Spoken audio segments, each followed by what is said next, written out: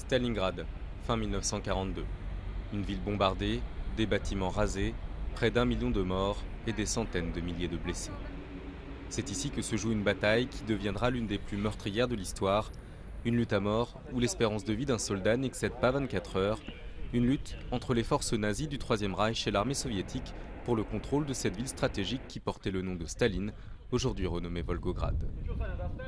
70 ans plus tard, le réalisateur russe Fyodor Bondarchuk a imaginé une histoire d'amour dans ce décor d'apocalypse.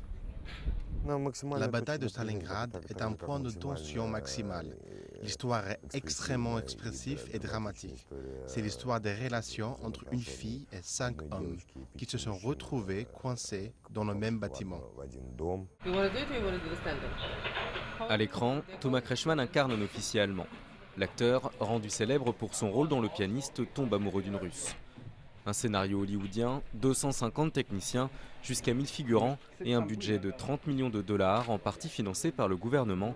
C'est l'un des films russes les plus ambitieux jamais créés, le premier en Russie, tourné en 3D.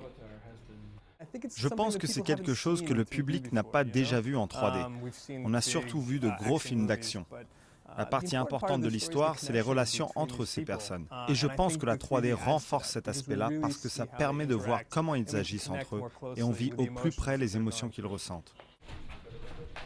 Le film devrait sortir à l'été 2013, dans les salles russes dans un premier temps, mais le producteur, qui a aussi distribué le film Elena, une description de la morale dans la Russie contemporaine et qui a rencontré un certain succès à l'étranger, veut voir plus loin.